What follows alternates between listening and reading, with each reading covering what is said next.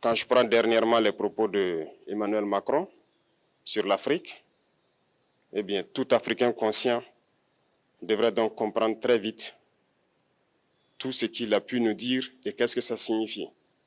Le général Tiani a dit il n'y a pas longtemps du changement donc de tactique ou de stratégie des forces françaises en Afrique. Et je pense qu'il est venu le confirmer. Il s'agit de dissoudre, et on l'a si bien dit, qu'on ne peut que le remercier pour cette sincérité. Même si certains ont voulu mettre la poudre aux yeux de leur population, mais la réalité finit par rattraper aussi. Ils ne partiront pas de certains pays. Ils ont juste dissous le dispositif. Vous ne les verrez plus dans des bases, mais dans les ambassades, ils seront là. Ils vont constituer des sociétés de sécurité qui existent dans ces pays-là, mais les soldats seront là. Mais vous ne les verrez plus en tenue ou rassemblés dans des bases. C'est tout ce que ça veut dire. Ils vont se réorganiser, mais seront là. Politesse vis-à-vis de certains chefs d'État en leur donnant la primauté d'annoncer donc la rupture ou le départ des forces françaises. Ça nous importe peu, on peut dire. Mais tout ce que nous savons, c'est que si vous voulez une rupture avec ces forces impérialistes, c'est simple, on dénonce les accords. Tout commence par là-bas. Et je pense que l'exemple du Tchad, en tout cas, est palpable. Ils ont commencé par dénoncer les accords. Sinon, si on ne dénonce pas les accords, juste dire que les bases quittent, on n'a rien fait. Parce que le problème se trouve dans les accords coloniaux de défense qui ont été signés depuis l'indépendance. Le plus dangereux n'est pas ceux-là que vous voyez dans les bases. Le plus dangereux, ce sont les conseillers militaires. Les conseillers militaires existent dans tous ces pays. Ils ont existé au Burkina aussi jusqu'en fin 2022, jusqu'à ce que nous prenions nos responsabilités. Et qui sont ces conseillers militaires? C'est ceux-là qui sont censés mettre en pratique la politique de la France ici. Ils doivent travailler à rendre nos armées très faibles pour que la France puisse toujours avoir l'argument d'exister ici. Sous Blaise Compaoré, ils avaient réussi. Nos sentinelles prenaient donc la garde avec des bâtons. C'est ça que la France veut de nos armées.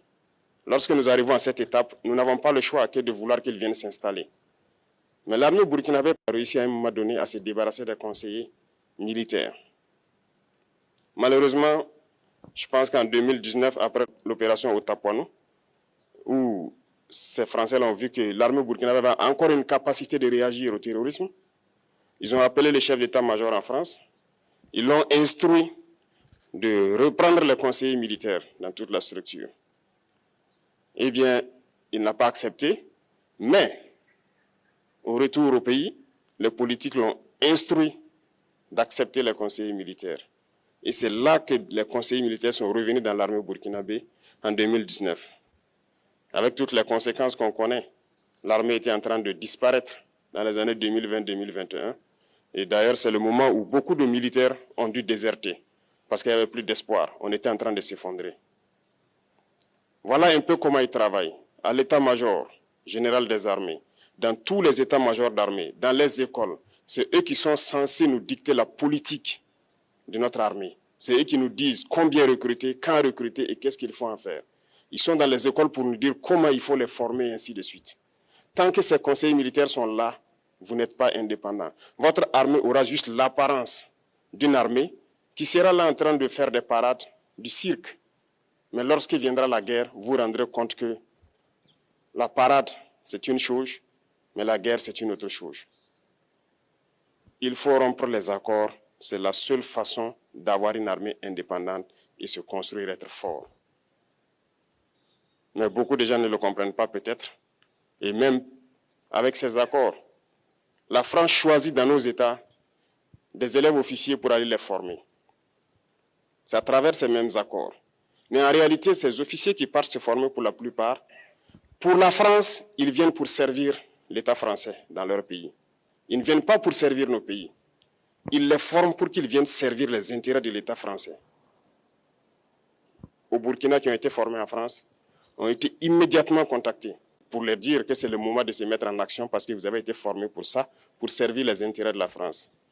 La plupart de ces officiers nous ont rendu compte, nous avons pris acte et nous continuons de suivre. Lorsque un officier formé en France arrive dans son pays et par malheur, meurent soit par accident ou bien sur le champ de bataille. En France, il y a une nuit d'hommage aux morts dans l'armée, comme partout ailleurs. À la nuit d'hommage aux morts, on cite le nom de l'officier en question et on dit « mort pour la France ». Ils ne le forment pas pour servir son pays, ils le forment pour servir leur État. Et dans beaucoup d'États africains, il y en a plein de ces officiers. Combien sont patriotes, Dieu le sait. C'est une leçon que Emmanuel Macron a donnée encore aux chefs d'État africains, de se rattraper et de pouvoir vraiment mener cette lutte contre l'impérialisme. Mais en plus de ça, il a aussi insulté tous les Africains dans ses propos. Il y a une partie qui a retenu mon attention, là où il parlait d'ingratitude. Et que l'ingratitude est une maladie non transmissible aux humains. Lui, il est humain, notre ingratitude n'est pas transmissible à lui. Voilà comment ce monsieur voit l'Afrique, voit les Africains. Nous ne sommes pas des humains à ses yeux. Peut-être que c'est lui qui n'est pas humain, il ne se met pas dans la classe des humains. Mais s'il y a bien un ingrat, c'est bien lui.